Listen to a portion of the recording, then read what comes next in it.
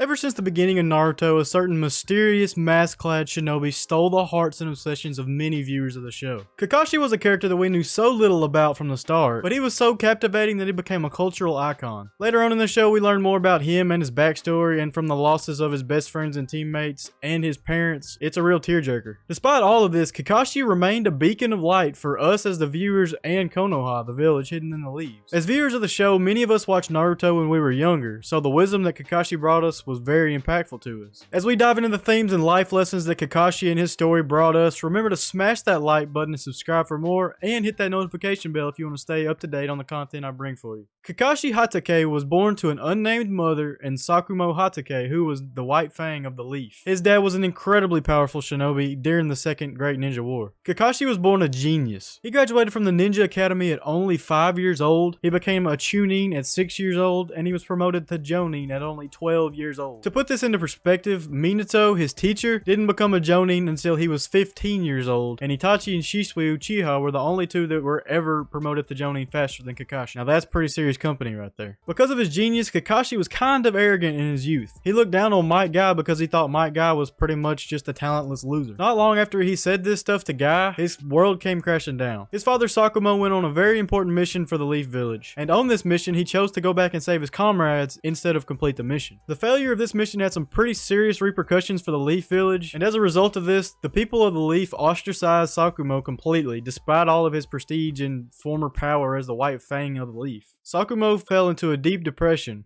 and he ended his own life. Kakashi vowed from that moment on to live strictly by the code of the shinobi. Regardless of his comrades' and teammates' status, he was gonna complete his missions. With no father figure, Kakashi's arrogance and ego grew even more. At the age of 12, right after he was promoted to Jonin, Kakashi led a mission in the Third Great Ninja War. During the mission, Rin, who was one of his teammates and best friends, was kidnapped. As the leader of the mission, Kakashi chose to finish the mission instead of go save Rin. Now this was obviously caused by the philosophy that he developed due to his father's suicide. Obito Uchiha, who was Kakashi's other teammate and best friend, decided to go back and save Rin instead of finish the mission, unlike Kakashi. He told Kakashi that his philosophy was wrong. Kakashi's dad, Sakumo, had been a hero. Obito believed that it was bad to abandon a mission, but it was much worse to leave your comrades behind. After they split up, Kakashi finally changed his mind and decided to go back and save Rin. After some fighting with the Iwa shinobi, who were the kidnappers of Rin, Kakashi and Obito managed to free her, but Kakashi lost an eye and Obito was pinned down by falling rock in the process. Unfortunately, Obito was trapped by this rock and there was really no way that Kakashi and Rin could get him out. At this point, he gifted Kakashi his left eye, which included a Sharingan, as Kakashi's gift for becoming a Jonin, and eventually Kakashi and Rin were forced to leave Obito behind because Iwa reinforcements showed up. It was at this point that Kakashi opened his heart a little bit and realized the true value of teamwork. He adopted Obito's philosophy that those who abandon their missions are scum, but those who abandon their friends are much worse than scum, and it became his mantra from then on. This is one important lesson that Kakashi's story teaches us. Value your friends and those around you, because you don't know how long they're going to be there. Don't lose connections with those who are around you in pursuit of something that may or may not be there tomorrow. I learned this lesson the hard way, as did Kakashi. Not long after Obito's death, Rin was captured again, this time by the village hidden in the mist, and they made her the Jinchuriki of the three-tailed beast. Now Kakashi was able to rescue her, but Rin knew that she would eventually lose control of the beast and harm Konoha as a result. She begged Kakashi to kill her to prevent this, but he refused because his last promise to Obito was to protect Rin. Now the hidden mist ninja who were chasing them caught up to him at about this point, and while Kakashi was fighting them off, he was using his Chidori, and Rin jumped in front of his hand as he went to attack an enemy. Rin ended her own life this way. Kakashi quite literally had a hand in Rin's death, even after his last promise to Obito was to keep her safe. Now Kakashi was roughly 12 to 13 years old, and he had experienced more tragedy than anyone up to this point in the story. His mother died in his youth, his father killed himself, he was forced to leave his teammate behind to die,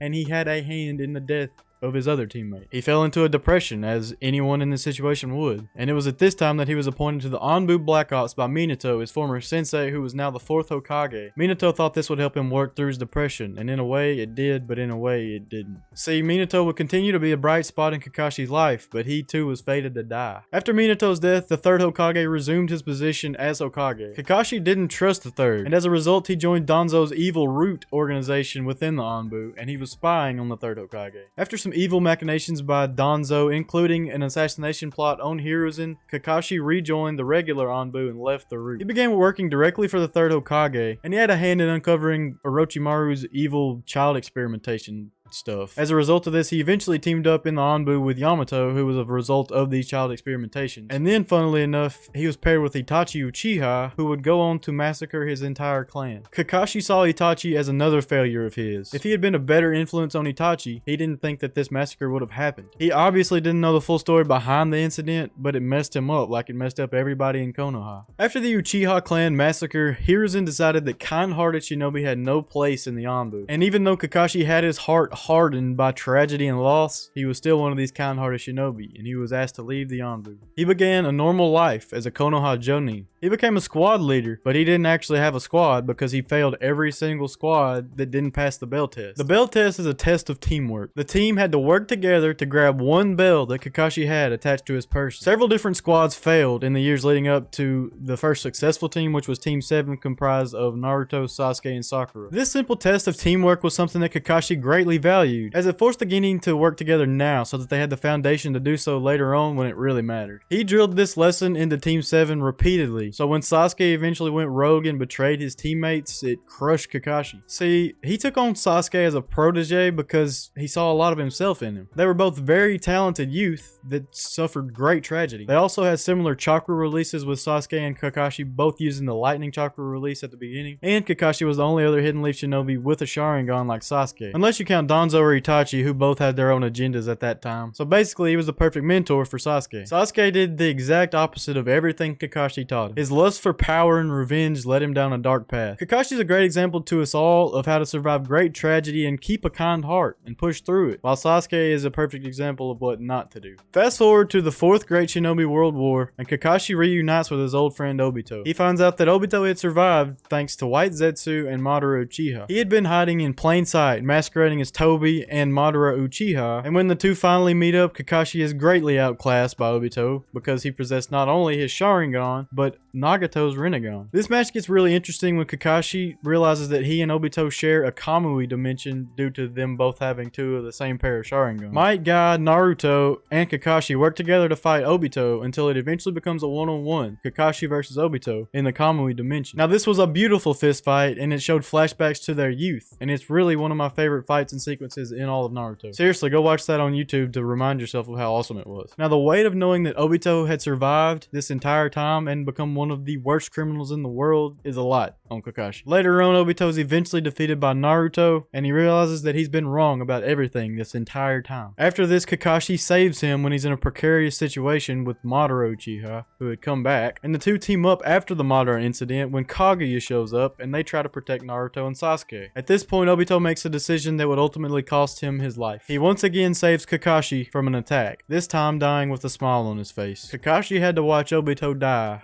once again. Kakashi had it really rough in his life. From his youth, tragedy followed the guy around every single corner. His mom died, his dad killed himself, his two best friends and teammates seemingly died young, his protege turned evil for a long time, and then his best friend, who he thought died a long time ago, came back to be one of the worst criminals in the world and then died again. Despite all this, Kakashi remained a good person with a kind heart. He turned his tragedies into his life mission to never leave a teammate or friend behind. He went on to do many great things, including serve Konoha as the 6th Hokage. I hope you've enjoyed this video covering the life and themes of Kakashi Hatake. Remember to smash that like button, subscribe for more, and check out this video linked on screen for some more character analysis videos. I'm not saying Kakashi's the coolest sensei of all time, but I am saying that the show Naruto really should have been about Kakashi.